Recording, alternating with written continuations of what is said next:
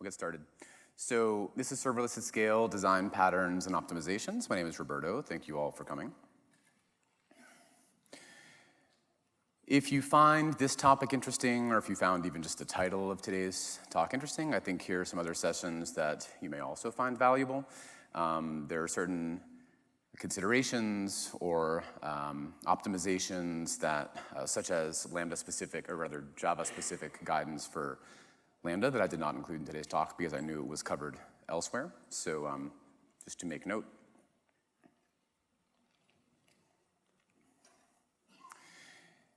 And to level set on the content that I have for you all today, this is a 300-level talk. So you will see me showing some real-world design patterns. You will see some small optimizations that really kind of may seem trivial when you see them, but will have a significant impact either on performance or cost at scale.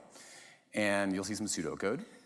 You will not, however, see me defining what serverless is at AWS or giving general overviews of some of the core AWS services on the serverless platform, so AWS Lambda or API Gateway, Amazon SQS, et cetera.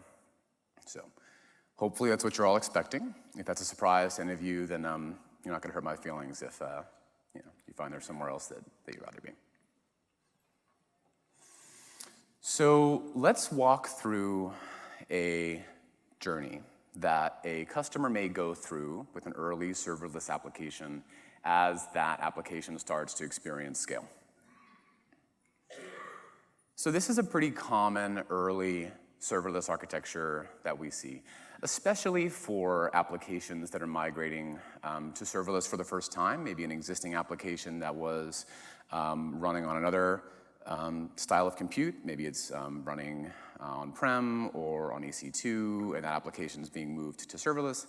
This is a pretty common architecture that we see. So the characteristics of this architecture, it is a synchronous API. So Amazon API Gateway is hosting a REST endpoint, and that fronts a Lambda function, has Lambda as the backend integration, responding synchronously to requests from the front end. Using a relational database for your persistent storage, so here Amazon RDS, using any one of the engines, database engines that RDS supports. Credentials to access that database are stored in a secret store, such as AWS Secrets Manager. We don't recommend that you have your secrets, such as database credentials, hard-coded in your application code, and so it's best to externalize those, and so you may have your credentials stored there. Logs from your logic running in your Lambda functions, so whatever you write to standard out from Lambda gets streamed to Cloudwatch logs, as do any custom metrics that you want to emit from your code. So, Lambda will by default emit some default metrics, but it's common for customers to have additional metrics that have business-specific meaning to you and to write those directly to Cloudwatch Metrics from within your Lambda.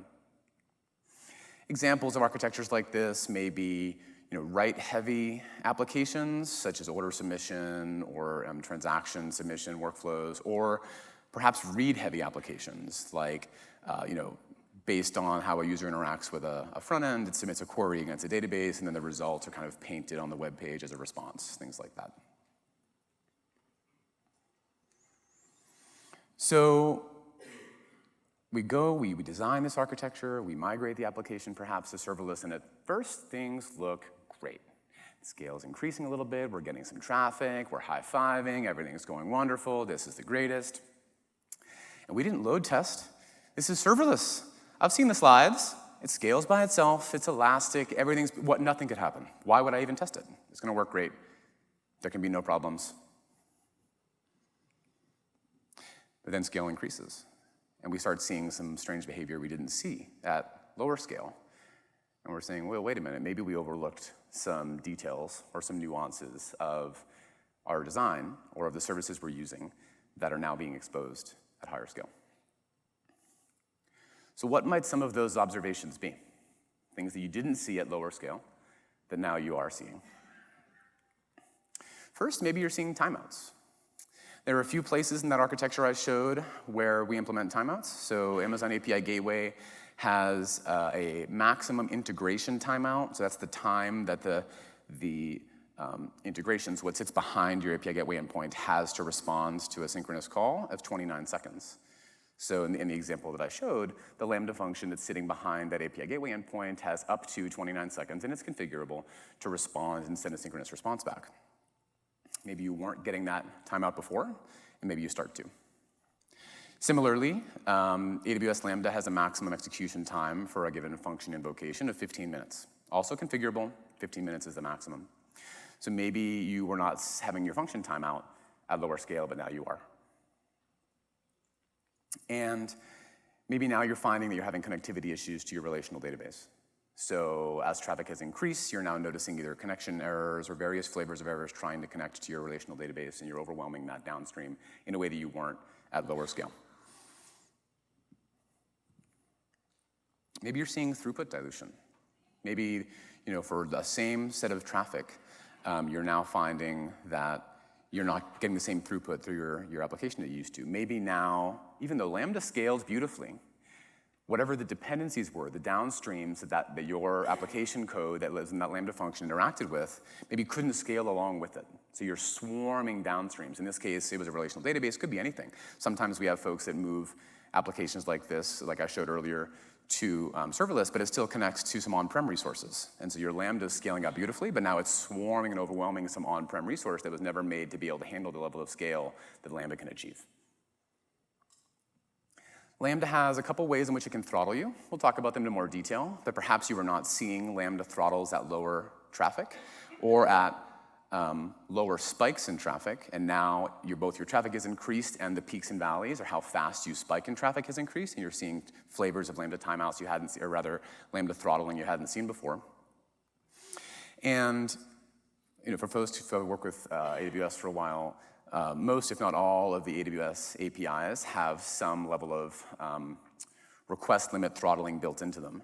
So in our architecture, we were interacting with Secrets Manager and Cloudwatch Metrics directly from our Lambda code, but maybe now you're finding you're being throttled by those services where you weren't at lower scale. And this is a funny one, because if you're using the AWS SDKs to interact with any of our services, by default, our SDKs have default retry with backoff if the SDK finds it's being throttled by one of our services. So the SDKs are intelligent enough by default, and this is configurable, but they're intelligent enough by default to notice, I got a throttling error from calling, say, Secrets Manager. I'm going to retry. If I get throttled again, I'm going to wait a little bit longer and retry. I'm going to wait a little longer and retry until I get through. So the symptom here may not be errors thrown in your Lambda code. The symptom here actually may just be latency. That one line of code that was calling Secrets Manager may start taking longer and longer to respond as your traffic increases and suddenly you're being throttled by Secrets Manager or by Cloudwatch Metrics or by any other one of our APIs. Now, if you enable debug logging on the SDKs, you can see when this is happening. It doesn't have to be silent, but sometimes folks will see me talk about this and think that, oh, I'm not seeing errors thrown by my Lambda function. Well, that's not necessarily the symptom with the default behavior. And maybe your cost is growing in a way that you didn't expect based on your early forecasts from your smaller scale tests. So the two pricing dimensions for AWS Lambda are invocations and execution time. So maybe your functions are now taking longer to return, maybe because they're being throttled, maybe because they're overwhelming a downstream that's not responding as quickly as it used to. And so now your function's taking longer and longer and longer to execute, which is leading to additional cost, because that's one of the pricing dimensions of Lambda. And then similarly, there are some ways, some suboptimal ways that your code could be authored to interact with these services, CloudWatch logs and metrics, that could lead similarly to your costs growing in a way that may not have been what you expected based on your early tests. And we'll dive into that in a bit more detail. So what happened? Let's look back at that early architecture and try and figure out what its stress points were and why it started exhibiting some of these characteristics. So here's that same diagram again. So as Lambda scales out, and we start kind of hammering that relational database with more queries than we were before, the load on that database starts to increase, which impacts query performance. And now, Lambda is waiting longer for the same queries to respond, perhaps because the database is under more significant load than it was at lower scale. And that's, of course, making Lambda run the execution time for a given invoke be longer, which is higher cost, right? The same code running the same query is now taking longer to respond because the database is under higher load than it was. As I mentioned, not only does longer execution time lead to higher cost, it also makes you more likely to bump up against those timeouts. So maybe you weren't timing out before because the database wasn't under the load that it is now, but now it is, and you're hitting timeouts you weren't hitting before. And my architecture here has API gateway as a trigger for Lambda.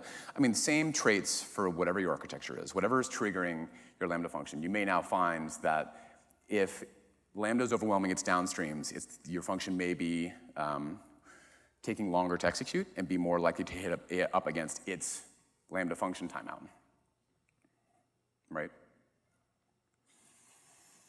And when Lambda throttles you, and we'll talk in detail in a minute about the dimensions of throttle for Lambda functions, when Lambda throttles its caller, which in this case is Amazon API Gateway, that manifests itself as an error back to the API caller. So API Gateway experiences a throttle from Lambda and returns a 500 to the caller, right?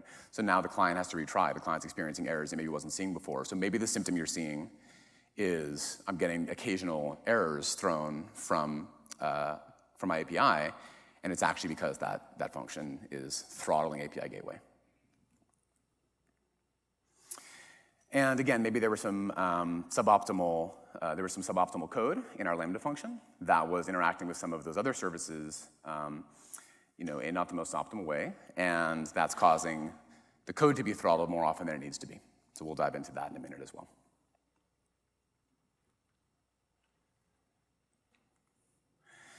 So to better understand let's do a little detour, how Lambda measures concurrency. And for folks who've used Lambda, you know that there's a default concurrency. When you exceed that, you get throttled. Let's look at the Lambda documentation, see what it teaches us, or what it's trying to teach us about how they measure concurrency. So the first time you invoke your function, Lambda creates an instance of the function. Okay, makes sense. When the function returns a response, it, being the execution environment, sticks around to process additional events. Okay, this is that kind of warm execution context you probably heard about. If you invoke your function again while the first event is being processed, then Lambda creates another instance of that function. So a given function is single entrant, right? If one is currently doing work on behalf of a request, and another request comes in, we create another instance of the function, and on and on and on and on. Here's the key bit. As more events come in, Lambda routes them to available instances, so ones that are not currently taking traffic, and creates new instances as needed. Your function's concurrency is the number of instances serving requests at a given time. What does that mean? Let's figure it out. Let's imagine I have a function that takes on average 200 milliseconds to respond. One invocation, 200 mils. That one instance can actually handle a throughput of 5 requests per second, right? Because it only ever, as soon as it returns after 200 mils, it can take the next one. So it can serially handle 5 requests per second with a concurrency of 1. This is a common misconception a lot of folks have. They think, okay, my concurrency for Lambda, the default concurrency in a given region, say, is 1,000 concurrent executions. They say, okay, then that means I can only do 1,000 requests per second. Nope. You got to understand how long your function takes to execute, because a given execution context, depending on how long it takes to return, can handle multiple requests per second, right? So here we have one function instance handling 5 requests per second because of how long it takes to execute. So here's the formula. If you want to estimate roughly how much concurrency you're going to consume for a given workload, you say, okay, well, what's my average function execution time in seconds? Multiply that time as my average requests per second, and then I'll get a rough estimate of the concurrency I'll consume. So for us, the math we just did was pretty straightforward. 200 milliseconds, so 0.2 seconds, times 5 requests per second equals 1. So we'll be using, on average, 1 unit of concurrency. Now, the other thing that was kind of in the documentation there as well is that you can reuse some aspects of the execution. You can take advantage of the fact that you're getting a kind of a warm execution context across those invokes. And so anything that's outside of your Lambda handler, so the entry point for a given invoke, can be reused across executions for a warm container. Now, you can't count on it. Sometimes we're cycling our fleet or doing a lot of the things that are our responsibility as a part of us managing the infrastructure and all the servers beneath Lambda. But you can do things like move either static data or HTTP connections, such as database connections, that you have to make outside of the handler function to try and take advantage of that execution context reuse across invokes, right?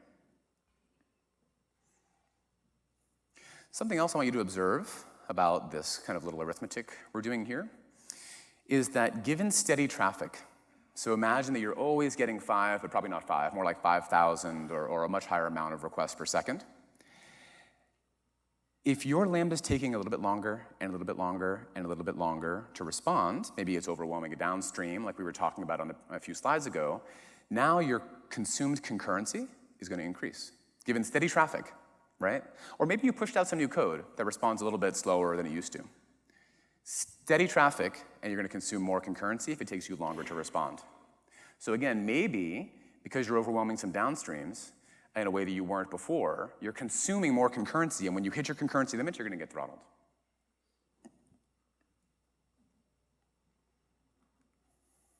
All right, let's scroll down the docs a little bit and kind of keep reading what they have to tell us about how Lambda scales. So talking about bursts of traffic. For an initial burst of traffic, your function's concurrency can reach the initial level between 500 and 3,000, which varies per region, and what it is for each region is in our documentation. After the initial burst, your function's concurrency can scale by an additional 500 instances each minute. And this continues until there are enough instances to serve all the requests or a concurrency limit is reached. So what does that mean? Okay, so we're showing here, I'm kind of setting up a scenario here. So let's imagine, starting at the top above that graph, let's imagine we're starting out with just the regional defaults in the Northern Virginia region, which is the US East 1 region. So the defaults there are, for Lambda and US East 1, a concurrency limit of 1,000, and a burst limit of 3,000. Those are the defaults. And let's imagine we have a function that takes on average 1 second to respond, just to keep the math easy. So now you can think of the y-axis on this graph as either the amount of concurrency you're consuming or the number of requests per second, because they're the same, given that it takes us a second to respond. So just to make the graph a little easier to read, that's kind of what the y-axis is showing us. And so what we're going to do is move kind of left to right across this graph and see what happens. Initially we have, imagine, steady 1,000 requests per second. So we're using 1,000 concurrent invocations. And let's see what happens once we get a burst of traffic to 4,000 requests per second. And then that burst is sustained for several minutes. So let's see how we behave after a minute, 2 minutes, 3 minutes. So initial burst of 4,000 requests, throttled. What that means is there are 1,000 concurrent instances working every second, responding, freeing up, and handling the next request. But any request above that, beyond, when all 1,000 instances are currently handling other requests, all the other requests that come in are getting throttles. And the client's retrying, trying to get one of those 1,000 instances, trying to get lucky kind of and get one next time they make a request. Same story as time goes on, right? Because we hit our concurrency limit. Our burst limit is higher by default, but we will go until we hit the concurrency limit. We hit it at 1,000, and so that's that. The client has to keep retrying, and we keep throttling. So again, if you're seeing, depending on how the bursts of traffic are coming into your API Gateway API, for example, and again, my example uses API Gateway as the trigger into a Lambda function, but none of this is specific to that architecture. This is just the behavior of throttling and bursting in Lambda. These throttles are going to be felt by API Gateway as errors return back to the caller. All right, let's make a little change to our scenario. We increased our regional concurrency limit in US East 1 in the Northern Virginia region to 4,000. And we still have a 3,000 burst limit. So the burst comes in, and we get immediate access to 2,000 more instances. That's our burst limit. We burst to 3,000. We were at 1,000. We got 2,000 more right away. Everything above that, throttled just like before. And again, these instances are handling 1 request per second, so they're freeing up every second and taking requests as they can, but those 1,000 requests that are coming in per second, if they don't happen to land on one of those containers that's available, then they're getting throttled and trying again after. After a minute, we can create 500 more instances, right? And so on. After minute 2, we now have the full 4,000. That continues at minute 3, and now we're serving our 4,000 requests per second. So this is what the documentation was talking about when talking about the burst behavior of Lambda. There's an initial burst, and then there's kind of these subsequent bursts you can do until you are sustaining traffic and no longer experiencing throttles, or until you hit a limit.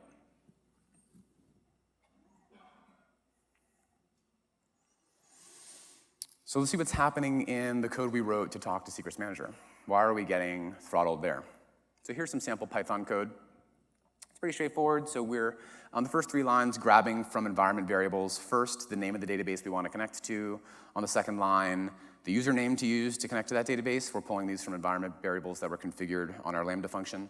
And third, we're actually getting the Amazon resource name, the ARN, of where to find the password in Secrets Manager. And then in the handler, we're going to Secrets Manager and saying, get me that secret, based on the ARN that we had on line 3. And that gets us the password, assuming that our function has permissions to access that secret, which it does. And then we use that to create a connection to the database, and we query and do whatever we need to do. Now, that Secrets Manager call, the getSecretValue call, this is a Python code, but under the covers, it's using this getSecretValue API call against Secrets Manager. That has a throttling limit of 1,500 requests per second, right?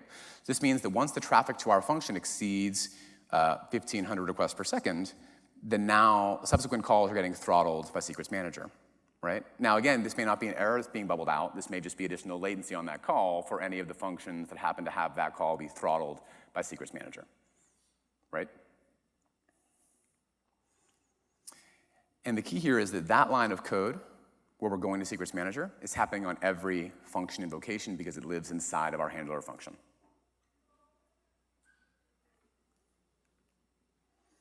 Very similar story for Cloudwatch Metrics, right? So let's imagine we have some sample code here. Let's scroll down, maybe just the code we looked at a minute ago. And further down, we executed the query using the connection we established on the previous slide, further up in the code here. And maybe it's important for us to keep track of how many results are returned by each query. For some reason, that's important to our business.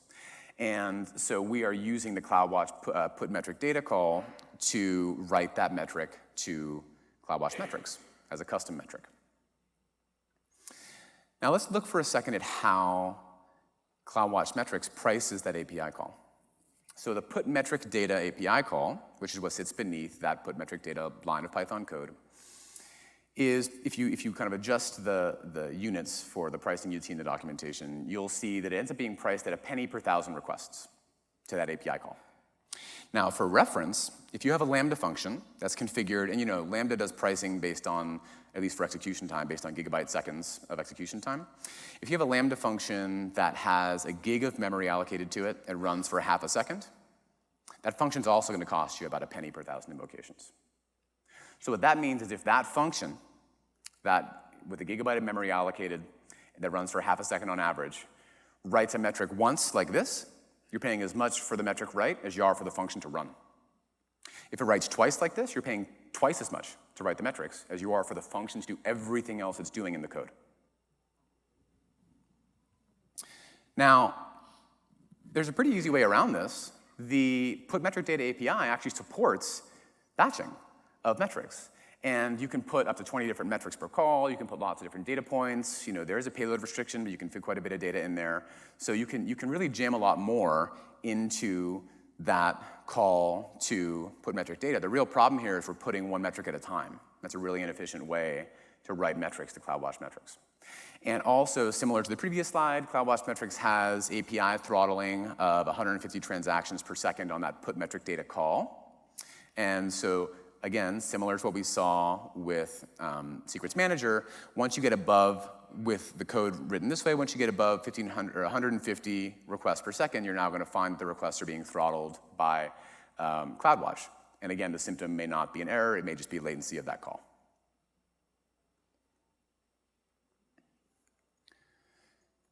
So our architecture before really looks kind of like this, right?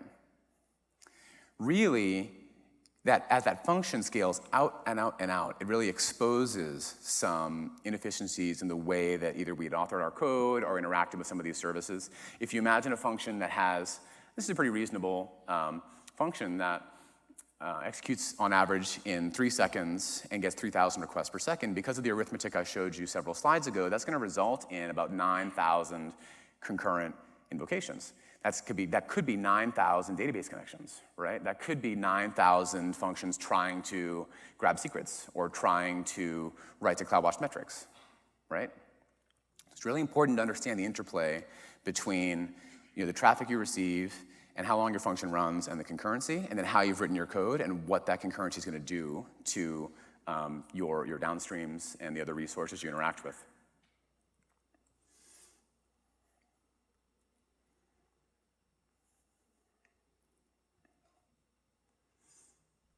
So,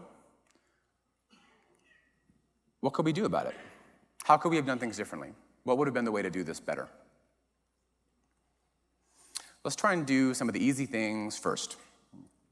So to start with, this is that same code we were using to interact with Secrets Manager to fetch the password to connect to our relational database. We're just going to move the fetch of the secret out of the handler. Let's take advantage of that execution context reuse that we talked about a few slides ago. And now, whenever a new function is initialized, the code that runs outside that handler function is going to be executed and then be able to be reused by any subsequent invocation of that handler for this warm execution context, right?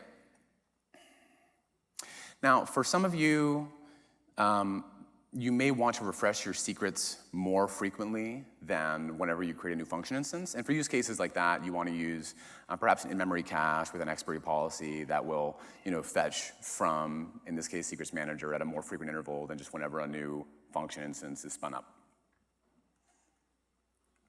And I've been talking about Secrets Manager here, but the practices are the same if you store your secrets in Systems Manager Parameter Store, for example. Now for metrics, we actually have some new features that can help you out. So a few weeks ago, the Cloudwatch team released a new feature called the embedded metric format to optimize how customers were publishing metrics to Cloudwatch Metrics. The way that this works is you log your metrics out to standard out in the case of a Lambda function in a standardized format, in the embedded metric format. Now the embedded metric format has a specification. You can read all about it in our documentation to ensure that your logs go out in the correct format. And when they do, Cloudwatch will be looking at the log stream for your Lambda function and picking out the metrics that were written in that embedded metric format, and then optimally writing those to Cloudwatch Metrics on your behalf. Now, this came out a few weeks ago. Before this came out, customers were doing something pretty similar. So the gist was just, I want to write my metrics asynchronously, and I want to do some batching and optimization outside of my function. So what customers were doing before is very similarly, writing the metrics out in a well-known format to Cloudwatch logs, and then streaming that to Kinesis, for example, and having a Lambda function maybe consuming off that Kinesis stream, and then doing this work themselves. And we don't want you to have to do any more work than you need to, so we listened to feedback and rolled that right into the Cloudwatch service. So if you want to see what this looks like,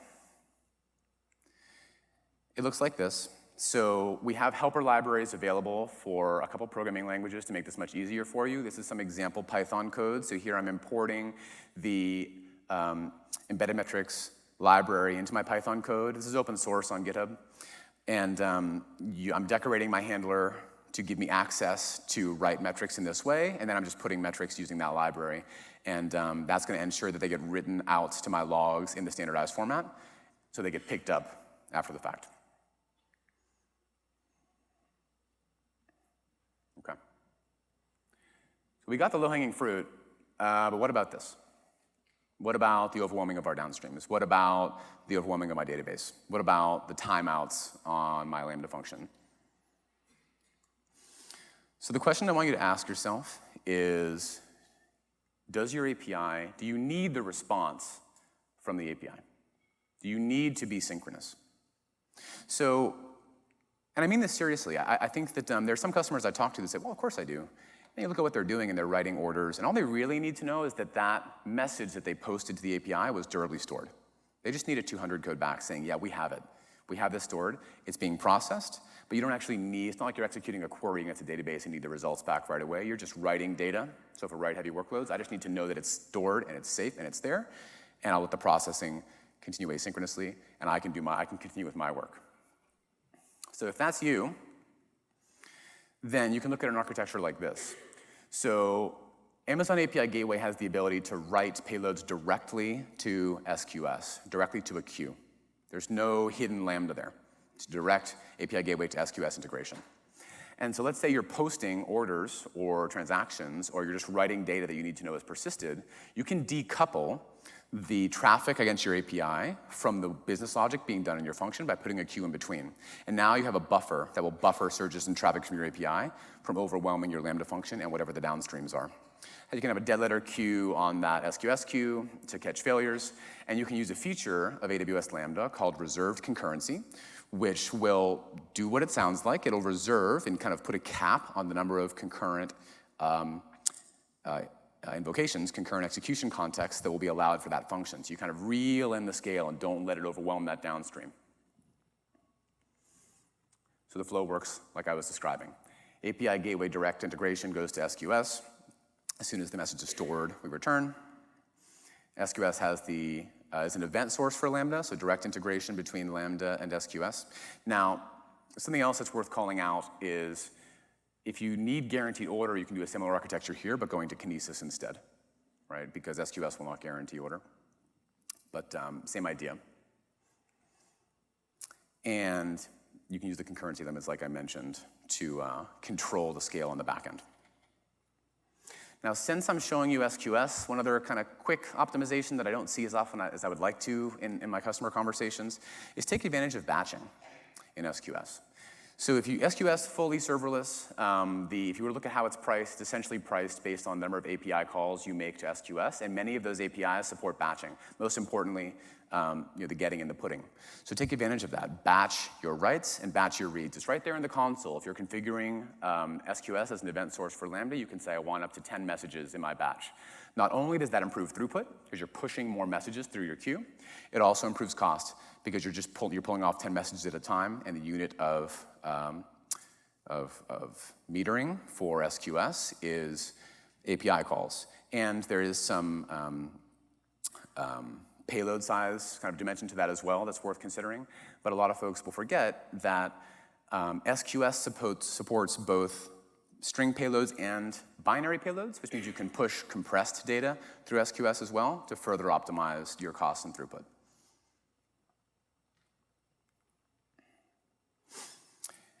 And if after doing all these optimizations, you're still under scale seeing timeouts in your Lambda functions, I want you to look at your functions and look for something like this. Look for a place where you're doing orchestration within your code. Maybe you're kicking off one thing, kicking off another thing, waiting for them both to complete, and then doing a third. Don't do that. Don't orchestrate inside your function. You never want to find your function sleeping. You're paying for execution time. Don't pay us for your code sleeping and waiting for things to happen. Instead, use a service that knows how to do that orchestration. Try and carve that code up maybe into 3 separate functions and use AWS step functions to orchestrate those maybe now 3 smaller Lambda functions and let step functions not only handle the orchestration, step functions has really rich support for retry logic and error handling. I mean, there's a lot of really nice stuff right out of the box there that you can get by using step functions for orchestration instead of doing it inside of your function code. And now, if you're using step functions and you carve up that code of yours, you may find that actually one of those, one of that chunk of code that you've made now its own function isn't doing much more than talking to one of these services. And step functions has native integration with several other AWS services. And what that means is you may be able to take some of those new, smaller functions you created and replace them entirely with a native integration in step functions, and you have one less function to worry about, fewer lines of code to deal with. Just let step functions handle the interaction with that service for you. Okay, some of you saying, okay, Roberto, that's great, but that question you asked me before, my answer was not. I can't just fire and forget on some of these things. I actually do need the response from my API call. So what can we do for you? So we have a few different options that we could use here. API Gateway does have native support for throttling at the API level and at the method level. You could use that to throttle the traffic right at the API layer. That will lower your overall throughput. That requires work on the clients to implement retry and back off, and it just generally impacts the client, so I'd love to not do that if I don't have to. I could look at other database types. So Amazon Aurora Serverless has a feature called the Data API, which allows you to interact with it via REST calls as opposed to via a traditional database connection. Now that requires you to be using Aurora Serverless, and there are some limitations there, so it may not be a good fit for you. You can also look at DynamoDB, which is our NoSQL database. It scales tremendously, can handle all the traffic you can throw at it, but that's a shift from a relational database to a NoSQL database, and that is a non-trivial change. So I don't want to sit up here and say, hey, just get rid of all your relational databases and go to Dynamo. That's not an easy ask, right? Something to consider maybe down the road. But I wonder if there are asynchronous patterns that we could look at instead to help us get the same behavior we need, but not be just sitting with an open HTTP connection through an API gateway, REST API, waiting for the response to come back from Lambda. Now, before I talk about the async patterns, there actually is one other option that I didn't put up here, and it launched yesterday in public preview. So there's a new offering called Amazon RDS Proxy. This was announced in public preview yesterday, and let's talk about what it does. So it will pool and share your database connections for you in the RDS proxy. So your Lambda connects to the proxy, and the proxy connects to your database, right? The proxy will preserve the connections during database failovers. By that I mean the connections from your Lambda function. So the Lambda may not know that the backing database behind the proxy is failing over. It still has a steady connection, never interrupted, but the database behind the proxy may be getting failing over. The proxy will also manage the credentials for you. So you can point the database proxy at Secrets Manager, where you had the credentials stored, and now the proxy gets the permissions from Secrets Manager, and you can connect to the proxy via IAM permissions. You can say that this Lambda function has access to this database proxy. And now you're using IAM to manage your permissions in the function. You don't have to. You can also connect to it using the same database credentials you were using to connect to the backing database, but now you have more flexibility. Some customers would rather say, my Lambda function has no awareness of the database credentials, only the proxy does, and the proxy manages getting them.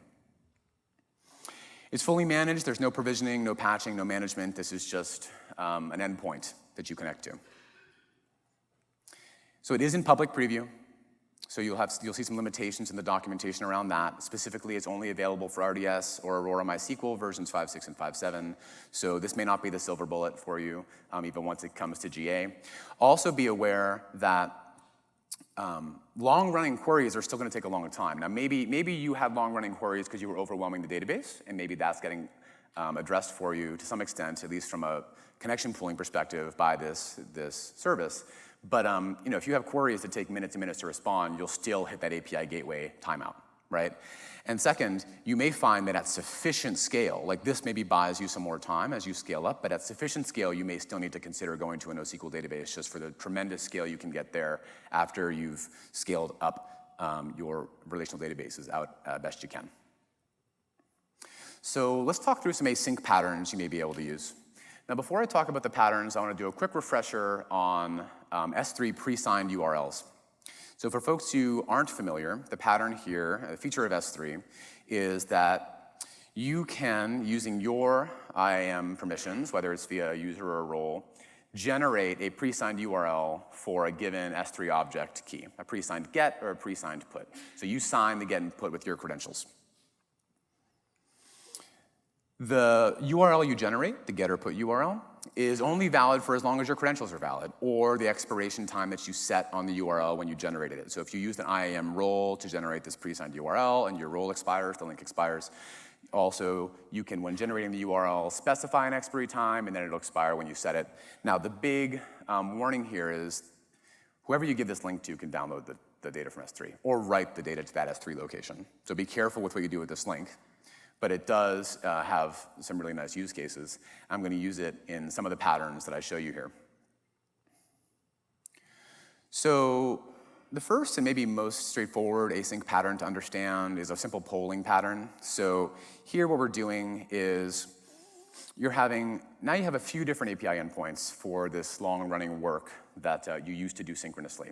So you have one endpoint, some do work endpoint where the client submits the work to be done, maybe requesting, sending a query that they want the data for, and they get back a request ID right away, as soon as we've durably stored their request for work to be done. Here, I'm actually using step functions to orchestrate some work on the back end, right? Maybe it's Lambda functions, maybe it's something else, but you can do a direct integration. Again, there's no hidden Lambda there. Direct integration between Amazon API Gateway and AWS step functions.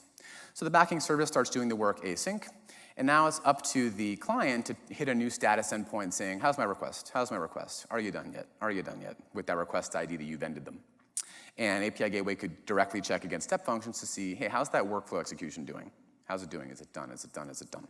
When the work is done, you write that output somewhere persistent. So maybe here it's S3, and then when the client now sees from checking the results endpoint, or rather the status endpoint, that the work is complete, they go to the get results endpoint with that request ID, and you return them back the output of that long-running query, of that long-running job that you used to do synchronously, but now, given these timeouts and things, you had to consider other patterns. So given that this is a talk about scale, there are a few considerations here I want you to be aware of. The first is, based on your execution time, meaning how long does it take that back-end work to run, that will drive you from whether that's a backing Lambda function being orchestrated by step functions or multiple Lambda functions, or if you're using another service that allows you to run containerized workloads like AWS Batch.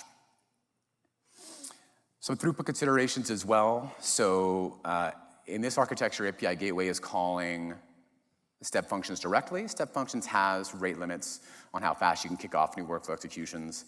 And API Gateway itself has a payload limit of 10 megs. So if you know that your payload can be bigger than that, if you know your payload is always smaller than that, then you can, through the get results endpoint, return the payload right back through API Gateway. If you know it can be bigger, maybe you're using an S3 pre-signed URL to return that payload. And then the client has some amount of time to download their results. So benefit of an architecture like this, it can require some pretty minimal changes on your callers. So the code that's currently calling your API, that's now maybe today calling it synchronously, has some blocking code that calls your API, maybe waits however long it takes you to generate the results, and then when the results come back, they continue processing. Now they can similarly just block by polling, seeing when the data is ready, and then proceeding on after that.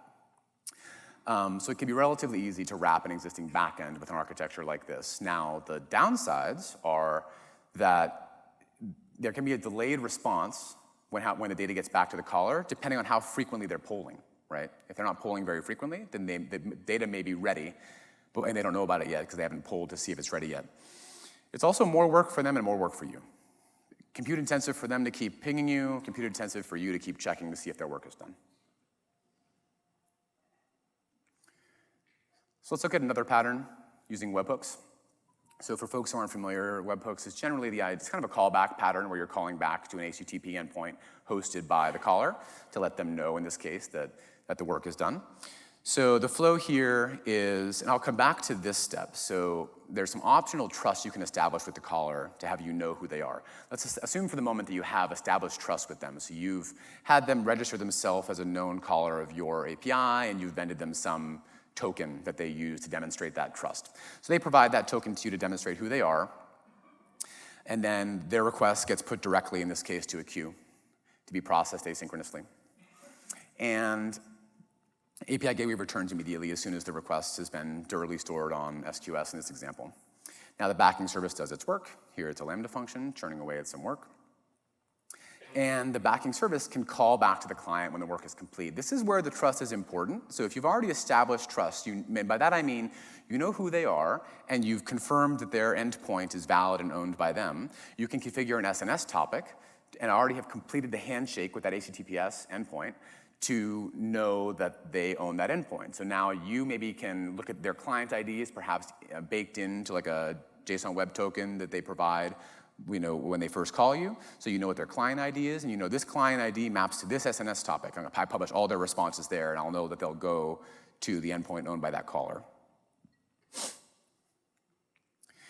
Now, if you don't want to do that, You can set up trust yourself, or you can choose not to trust. So, if you have the trust set up initially, then you can either, again, have a dedicated SNS topic per caller, or you can have multiple clients on a given SNS topic and use subscription filters based on maybe that client ID to say, maybe I publish all my results to this topic, and then client ID 123 has a subscription filter such that when the message has that client ID on it, it goes to them, and then based on the client ID, it gets routes to different folks.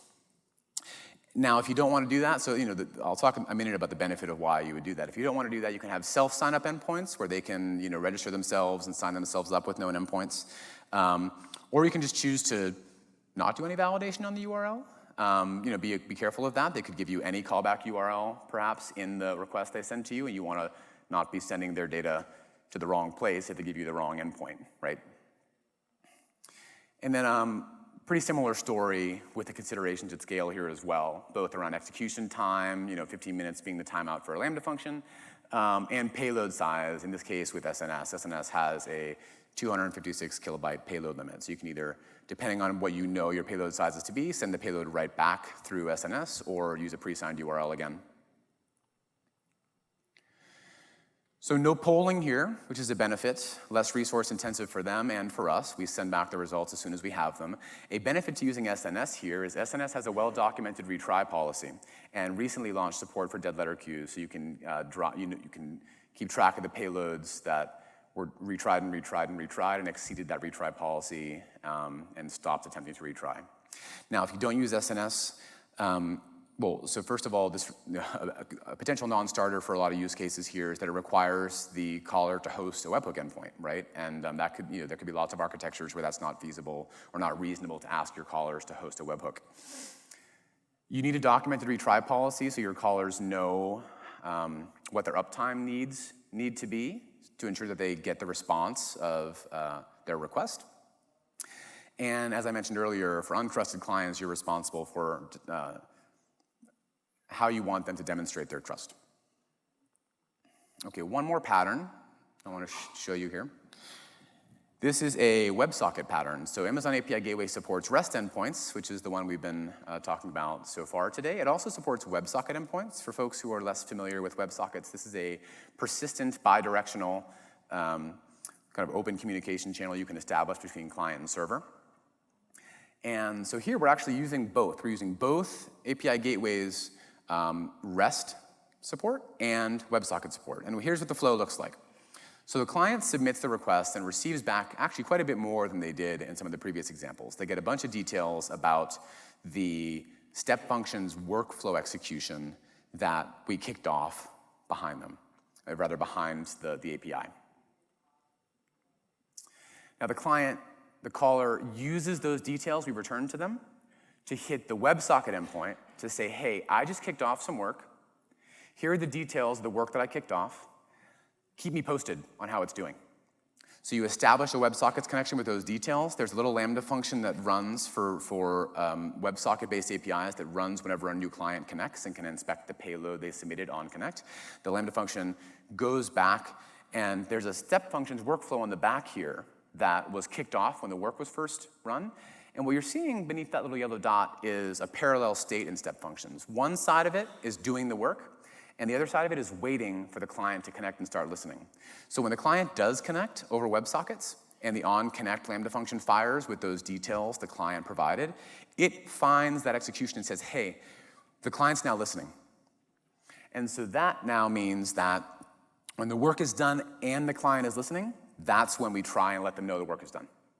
And we call back to them. That way we avoid the edge case of the work completing very quickly and us not calling back because they weren't listening when we were done.